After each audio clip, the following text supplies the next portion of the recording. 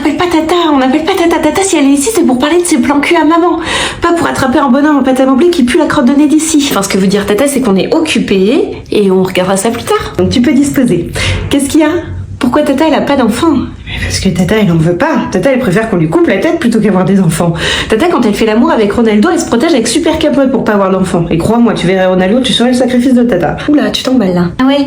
Bon, en gros, ce que Tata, elle veut t'expliquer, c'est que c'est pas fait pour tout le monde d'avoir des enfants. Hein, c'est pas inné pour tous de trouver ça mignon, des mini-trucs qui puent, qui chouinent et qui se prennent pour le centre du monde. En plus, jusqu'à un certain âge, c'est pas très fut-fut un Pokémon. Hein. T'as qu'à voir les enfants dans les films, c'est toujours les pires décisions. Et puis un enfant dans ta vie, c'est quand même quelqu'un que tu connais pas, qui débarque, qui te défonce la porte d'entrée, qui te vole ta vie, tes nuits et ta beauté en échange de quoi? D'un dessin moche et d'une feuille qu'il a trouvé par terre. Enfin, tu connais Tata, hein, elle exagère toujours un petit peu, c'est une grande drama. Non, mais Tata, elle exagère pas du tout.